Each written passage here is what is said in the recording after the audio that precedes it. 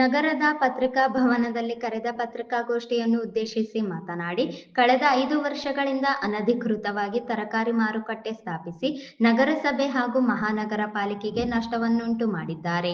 ಈ ವಿಚಾರವನ್ನು ಮಹಾನಗರ ಪಾಲಿಕೆಯವರು ಗಂಭೀರವಾಗಿ ಪರಿಗಣಿಸಿ ಆಗಿರುವ ನಷ್ಟವನ್ನು ನಷ್ಟ ಮಾಡಿದವರಿಂದಲೇ ವಸೂಲಿ ಮಾಡಬೇಕು ಎಂದು ಆಗ್ರಹಿಸಿದರು. ಮಹಾನಗರ ಪಾಲಿಕೆಗೆ ನಾವು ಇನ್ನೂ ಕರ ಕಟ್ಟಬೇಕಿದೆ, ಅದನ್ನು ನಾವು ಕಟ್ಟುತ್ತೇವೆ ಎಂದು ಹೇಳಿದ ಅವರು, ಮಾರ್ಚ್ 18ರಂದು ಎಂ ಈರಣ್ಣ ತರಕಾರಿ ಮಾರುಕಟ್ಟೆಯ ಹಾಗೂ ರೈತರ ಉತ್ಪಾದಕರ ಸಂಘದ ಪ್ರಧಾನ ಕಾರ್ಯದರ್ಶಿ ಮಹಮ್ಮದ್ ವಸೀಂ ಮಾಡಿರುವ ಆರೋಪದಲ್ಲಿ ಹುರುಳಿಲ್ಲ. ಎಂ ಈರಣ್ಣ ವೃತ್ತದಲ್ಲಿ ಅನಧಿಕೃತವಾಗಿದ್ದ ತರಕಾರಿ ಮಾರುಕಟ್ಟೆಯನ್ನು ಅಂದಿನ ಜಿಲ್ಲಾಧಿಕಾರಿ ಚಂದ್ರಶೇಖರ್ ನಾಯಕ್ ಅವರು ತೆರವುಗೊಳಿಸಿದ್ದರು. ಅದನ್ನು ಪ್ರಶ್ನಿಸಿ ನ್ಯಾಯಾಲಯದ ಕದ ತಟ್ಟಿದವರ ಅರ್ಜಿ ವಜಾ ಆಗಿರುವುದೇಕೆ ಎನ್ನುವುದನ್ನು ವಸೀಂ ಅವರು ಉತ್ತರಿಸಬೇಕು ಎಂದು ಸವಾಲು ಹಾಕಿದರು. ಆ ಒಂದು ಪ್ರೈವೇಟ್ ಜಾಗದಲ್ಲಿ ಸಿಎ ಸೈಟ್ನಲ್ಲಿ ಯಾವಾಗ ಉದ್ಘಾಟನೆ ಆಯಿತು, ಯಾರದಕ್ಕೆ ಪರ್ಮಿಷನ್ ಕೊಟ್ಟರು? ಒಂದು ನಿಮಗೆ ಪರ್ಮಿಷನ್ ಕೊಟ್ಟಿದ್ರೆ ಅಲ್ಲಿ ಮಾರಾಟ ಮಾಡ್ಕೊಳ್ಳಕ ನೀವು ಏನಂತಂದ್ರೆ ನಗರಸಭೆ, ಅಲ್ಲಿ ನಗರಸಭೆ ಇಂದಿನ ಮಹಾನಗರ ಪಾಲಿಕೆ ಏನು ಇವತ್ತು ನಾವು ಏನಾದರೂ ಒಂದು ಕೆಲಸ ಮಾಡಬೇಕಾದ್ರೆ ನಗರ ಮಹಾನಗರ ಪಾಲಿಕೆಯ ಪರವಾನಗಿ ಪಡೆದುಕೊಳ್ತೀವಿ. ಕಟ್ಟಡ ಕಟ್ಟಬೇಕು ಅಥವಾ ಜಾಗದ ಏನಂತಾರೆ ವಿಸ್ತೀರ್ಣ ಏನಂತಂದ್ರೆ ನಾವು ಇದು ಮಾಡಿ ಅದಕ್ಕೆ ಏನಾದರೂ ಎಣ್ಣೆ ಆಗಲಿ ಹಳ್ಳಿ ಆಗಲಿ ಬೇರೆ ಬೇರೆ ರೀತಿಯಿಂದ ಏನಂತಂದ್ರೆ ಎಲ್ಲಾ ದಾಖಲೆಗಳು ಸರಿಯಾಗಿದ್ರೆ ಏನಂತಂದ್ರೆ ನಮ್ಗೆ ಕಟ್ಟಡ ಏನಂತಂದ್ರೆ ಪರ್ಮಿಷನ್ ಕೊಡ್ತಾರೆ. ಅಲ್ಲಿ ಕರೀಮನ್ನವ್ರದ್ದು ಆ ಜಾಗದಲ್ಲಿ ಏನಂತಂದ್ರೆ ಇವರು 2023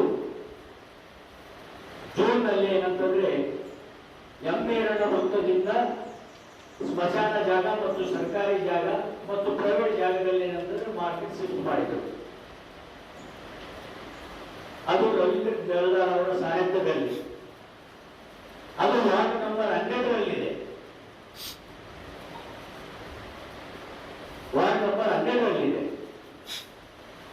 ಅವರು ಹೇಳ್ತಾರ ಅಲ್ಲಿರ್ತಕ್ಕಂಥ ವ್ಯಾಪಾರಸ್ಥರು ನಮ್ಗೆ ಏನಂತಂದ್ರೆ ಅಲ್ಲೇ ಮಾಡ್ಲಾಕ ಅವಕಾಶ ಮಾಡಿಕೊಡಿ. ಓಕೆ, ನೀವು ಕೇಳ್ರಿ, ನಾವು ಕೇಳ್ತಾ ಇದ್ದೀವಿ. ನಿಮಗೆಲ್ಲ ಜಲ್ದಾರಿಗೆಲ್ಲ ಮಾನ್ಯ ಪಾಲಿಕೆಯ ಆಯುಕ್ತರಿಗೆ, ಮಾನ್ಯ ಜಿಲ್ಲಾಧಿಕಾರಿಗಳಿಗೆ ನಾವು ಅದು ಅನಧಿಕೃತ ತರಕಾರಿ ಮಾರುಕಟ್ಟೆ ಇದೆ, ಅಧಿಕೃತ ಅಂತ ಹೇಳಿ ಇವರು ಮೊನ್ನೆ ನಿಮ್ಗ ಕೆಲವೊಂದು ದಾಖಲೆಗಳನ್ನು ತೋರಿಸಿರ್ಬೋದು.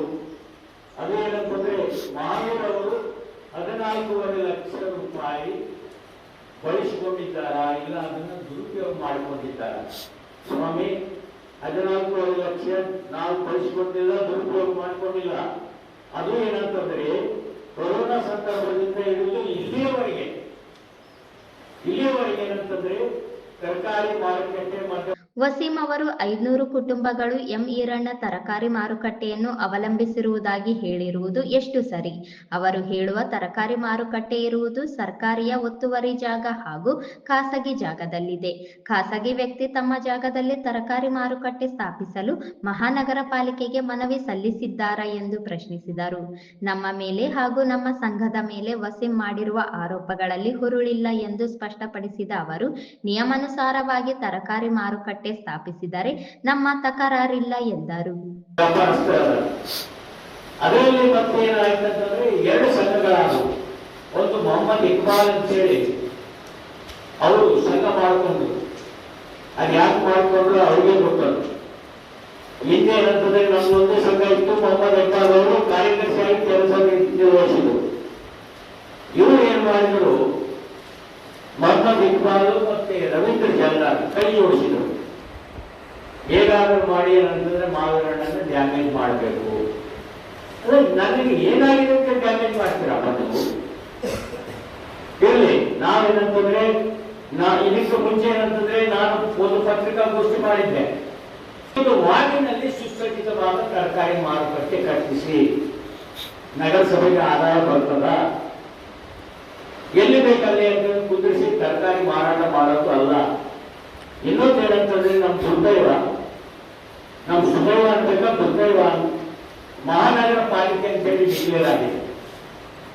ಮಹಾನಗರ ಪಾಲಿಕೆ ಡಿಕ್ಲೇರ್ ಆದಮೇಲೆ ನಮಗೆ ಯಾವ ರೀತಿಯ ಸಾರ್ವಜನಿಕರಿಗೆ ಮೂಲಭೂತ ಸೌಲಭ್ಯಗಳು ಬೇಕು, ಯಾವ ರೀತಿ ಏನಂತಂದ್ರೆ ಅನುಕೂಲತೆ ಬೇಕು, ಅದನ್ನ ಏನಂತಂದ್ರೆ ಕೇಳಿ ನೀವು ಪಡ್ಕೊಳ್ಳಿ, ನಾವು ಬ್ಯಾಡ ಅಂತ ಹೇಳಿದ್ರೆ ಸುಮ್ಮನೆ ಏನಂತಂದ್ರೆ ಮಾವು ದುರುಪಯೋಗ ಮಾಡಿಕೊಂಡ ಮಾವು ತಿಂದಾರ ಅದು ಅಂತ ಹೇಳಿದ್ರೆ ಇದು ಸರಿಯಲ್ಲ. ಎಲ್ಲರವರೇ ಹಿಂದೆ ನಾನು ಹೇಳ್ತೀನಿ, ಈಗಲೂ ಹೇಳ್ತೀನಿ, ಅದೆಲ್ಲ ಬಿಟ್ಟು ಬಿಡಿ. ನೀವು ಏನಂತಂದ್ರೆ ಒಬ್ಬ ರೈತರು ಅಲ್ಲ, ತರಕಾರಿ ವ್ಯಾಪಾರಸ್ಥರು ಅಲ್ಲ. ಸುಮ್ಮನೆ ಏನಂತಂದ್ರೆ ಬಸ್ ಏನಂತಂದ್ರೆ ಎಲ್ಲ ವಿಷಯಗಳಲ್ಲಿ ಕೈ ಹಾಕ್ತೀರಿ. ನಾಚಿಕೆ ಆಗ್ಬೇಕು ನಿಮ್ಗ. ನಿಮ್ ಕೆಲಸ ಏನಿದೆ ವಾರ್ಡ್ ನಂಬರ್ 13ಕ್ಕೆ ನೀವು ನಗರ ಪಾಲಿಕೆ ಸದಸ್ಯರಿದ್ದೀರಲ್ಲ. ಈ ಸಂದರ್ಭದಲ್ಲಿ ಪ್ರಭು ನಾಯಕ್, ಉದಯ್ ಕುಮಾರ್ ಸೇರಿದಂತೆ ಇತರರಿದ್ದರು.